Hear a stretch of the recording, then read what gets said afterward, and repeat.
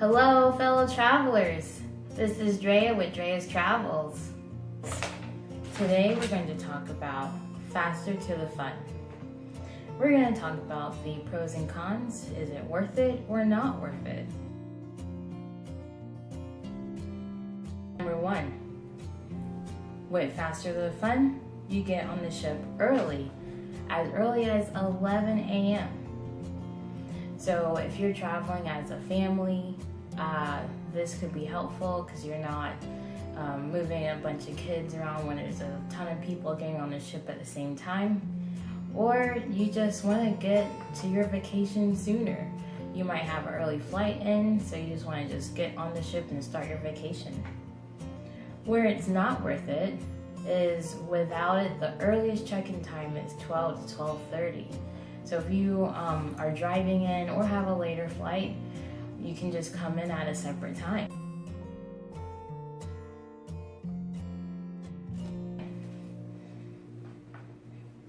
Number two, your room is ready when you get on board, guarantee. So that's where it also is helpful when you check your bag with the porter or choose to carry your bag on. You can start unpacking your luggage. You can start unpacking your luggage, and that can be very helpful to just get your vacation started early. That's where faster to the fun comes in handy. Then when you get yourself settled, you can go to the buffet right away without carrying your luggage around with you. Now, where it's not worth it is many times you just talk to your room steward and say, hey, can I put my backpack or carry-on bag in the closet, just keep it out the way? And they're like, sure, and the room is ready at 1:30. So that just varies on what you want.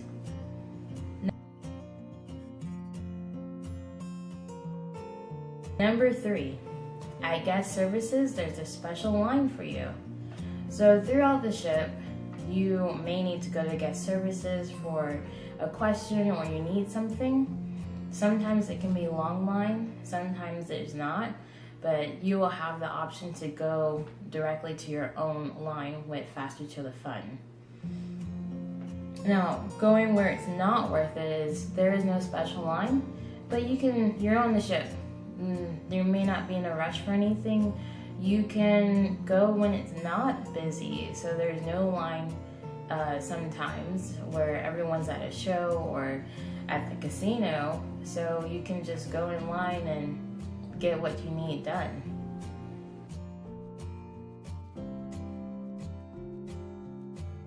Right? Number four, dining reservations. This is helpful on new ships. So you would get first pick on dining reservations, and that can be very helpful if you have a large party or a special time you need, like you have a certain eating schedule to stick with. That's very nice. And then where it's not worth it is dining reservations you may not normally book.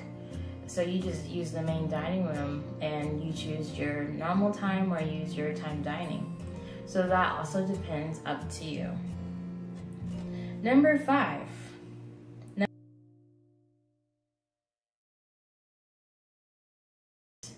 Number five, get off the ports first. So basically, this is very helpful when there's a tender port, kind of like at Half Moon Cay or the Cayman Islands. There, you can get off immediately and not wait for that long line to build up.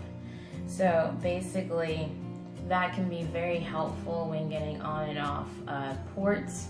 Now, ports like at Cozumel, you are docked, so you can just get off the ship early. Or where it's not worth it is wait later. Even though they may dock at 8 a.m., wait maybe 10 o'clock to get off the ship. Or 11 or 12. If you've been to a port often, that can happen like at Cozumel. You can just, use your time to explore as you choose. Also varies on each person.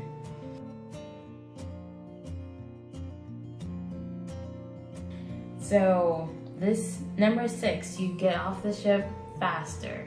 This is helpful when you get off the ship at the end of your cruise. So basically, this can be as early as 8 or 9 in the morning. You get zone 1 if you're carrying your luggage off, or if you checked it, it will be ready for you. And this is very helpful, especially if you have a flight out that same day and it could be early.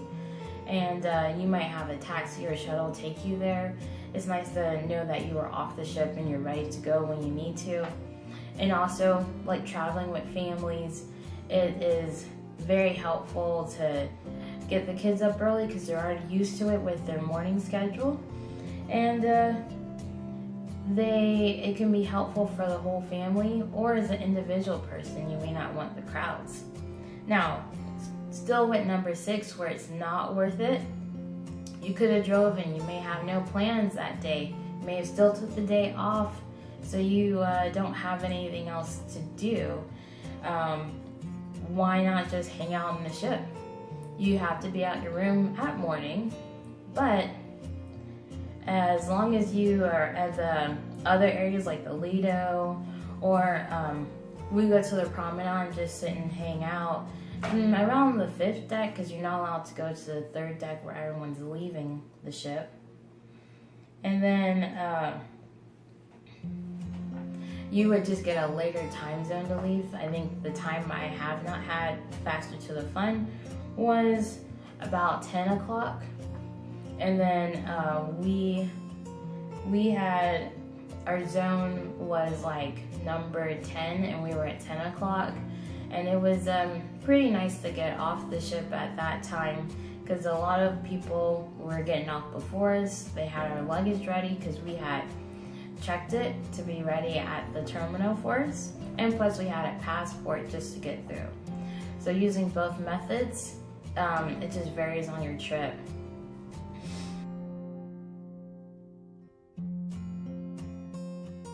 Number 7, you get a special phone line to communicate with guest services.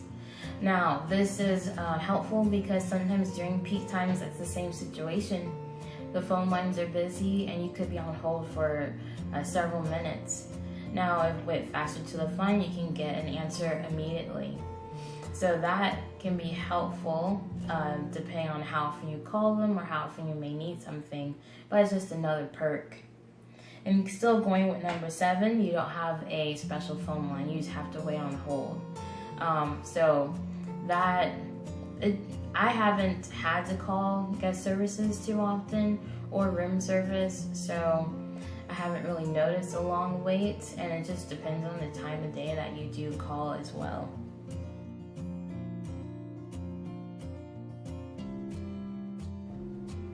Now, number 8.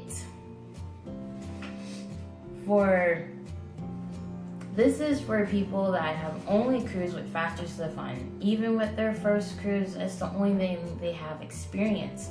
So they may not understand what it's like to not travel with it, because it fills faster. That's the only thing they have used. That one is where it is worth it because you are used to it. I have used it. It was fun. It was good for that vacation. And you do pay per cabin, not per person. So we had a large number of people in our cabin, about 3 people, 3 adults that can pay their own way. So we just split it up. Now, where it's not worth it is for people who have never used it before. They're like, what? It's only 20-minute wait. I don't understand. And you may not understand because you haven't used it. So that's where you can always try it. To see what it's like, and the prices vary depending on your cruise and how long your destination is. So it can be about $60 per cabin if you have like a 4-day cruise, and then it can go up to $80 or $90 for 7 or more days. Now the prices do vary, and you can go to the Carnival website to find your actual price. The other thing is Faster to the Fun is found on the Shore Excursion website with Carnival. So basically, when you're making your booking, you go to Manage My Cruise and go to the Shore Excursion section. For example, you're in Galveston porting out of, you would click Galveston and click on Faster to the Fun, just like you would in Cozumel picking the Twister boat. Now, the only part where it is worth it is they only give out certain amount. So that means not everyone can buy it. It's first come, first serve, and you have to check every day if they are sold out. Some people cancel their trip, and then Faster to the Fun is available. So it all just varies on the situation. You have to find if it's for you, keep checking the website. If it's not for you, no need to put your money towards that.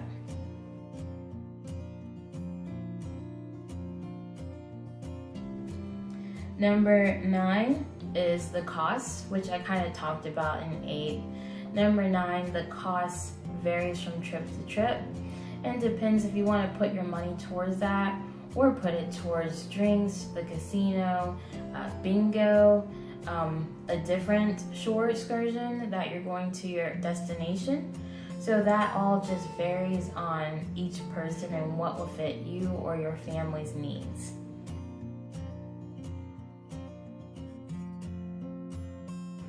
And number 10, it's Faster to the Fun. So you want to start your vacation early? Do it. If you don't care and you're already started your vacation the moment you took off work, why not? Don't pick it. Can be worth it and can be not worth it. It all depends on you and what fits your needs. Alright, thank you so much for watching this video. I hope this information has helped out people to see what are the pros and cons to Faster to the Fun. If you enjoy this content or like to see other information, please comment below and like this video. And if you do like this info, please share it. This definitely helps spread the subscribers. And I'm always looking for new ways to spread Carnival information. And check out my other destinations around the greater Austin area, including Galveston with my Carnival cruises. Alright guys, happy travels!